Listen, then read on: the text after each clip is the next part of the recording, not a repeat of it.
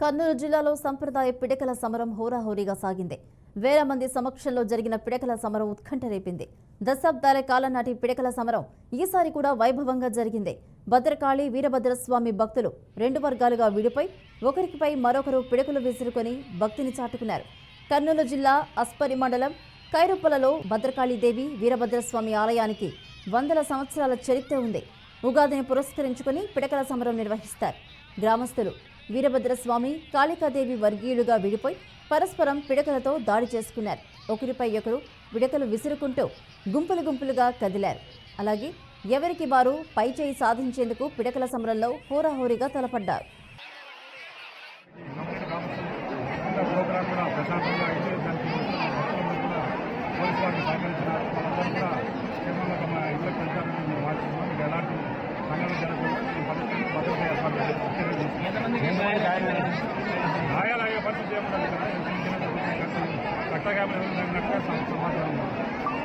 కర్నూలు జిల్లాలో సంప్రదాయ పిడకల సమరం హోరాహోరీగా సాగింది.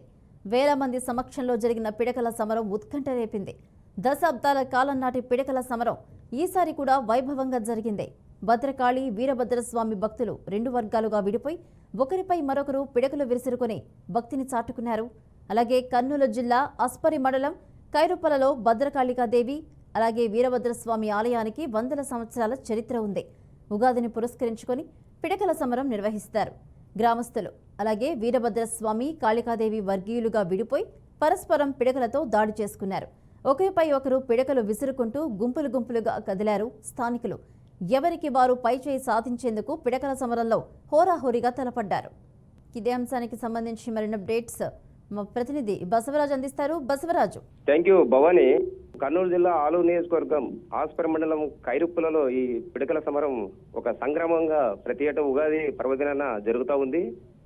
ప్రత్యేకించి ఆలూరు నియోజకవర్గంలో రెండు వేడుకలు చాలా బ్రహ్మాండంగా చెప్పుకుంటున్నారు. ఇక్కడ ఒకటి దసరా రోజు దేవరగట్టు మాళమల్లేశ్వర స్వామి కాడ, రెండవది ఈ ఉగాది సందర్భంగా ఈ పిడకల సమరం.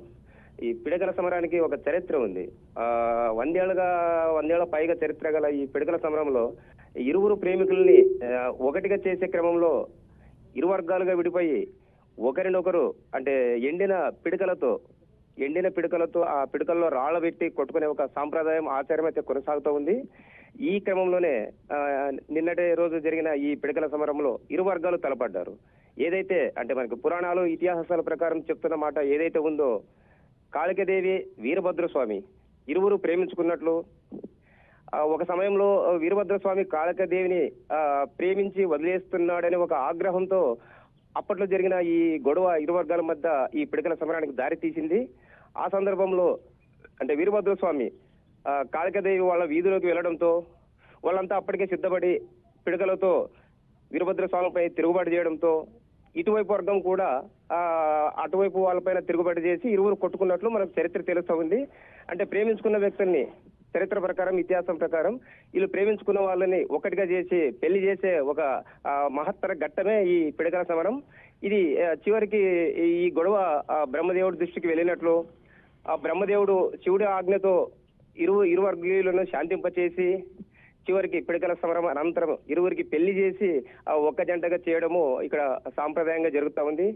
ఈ కైరుప్పులలో ఈ ఉగాది పర్వదినాన జరిగే ఈ పిడకల సమరంలో వంశపారంపరంగా రెడ్డి వర్గీయులు అంటే ఏదైతే కారుమంచి రెడ్డి వర్గీయులు ఉన్నారో ఆ రెడ్డి వంశీయులే ప్రతి ఏటా పూజ పురస్కారాలు అంటే కాళికాదేవికి వీరభద్రస్వామికి పూజలు చేసి ఈ కార్యక్రమాన్ని మొదలు పెట్టడం మనం చూస్తూ ఉన్నాము. ఈ సందర్భంగా అంటే నిన్నటి రోజు జరిగిన ఈ కార్యక్రమం సుమారుగా ఒక 20 మంది పైగా గాయపడినట్లు తెలుస్తా ఉంది. అంటే ఈ గాయాలు కూడా పిడకలతో కొట్టుకున్న గాయాలు కూడా అంటే స్వామి ముందు ఉన్న విభూది రాసుకుంటే నయమైతేనే ఒక అపార నమ్మకం అయితే భక్తులకు ఉంది. అది పెద్దగా వాళ్ళు ఆ గాయాలను పెద్దగా పట్టించుకునే పరిస్థితి కూడా కనపడదు. అయినా కూడా పోలీసులు ఇరు వర్గాలకు ఎలాంటి అవాంఛనీయ ఘటనలు జరగకుండా భారీ బందోబస్తు ఏర్పాటు చేసి అంటే చిన్న గాయాలైన వాళ్ళకి ప్రథమ చికిత్స కూడా అందిస్తున్నారు. అదేవిధంగా ప్రతి ఏటా జరిగే ఈ కార్యక్రమంలో చుట్టుముట్టు పరిసరాల నుంచి చాలా మంది అంటే జనాలు వీక్షించడానికి వస్తున్నారు Bhavani. Right. Thank you Basavaraju.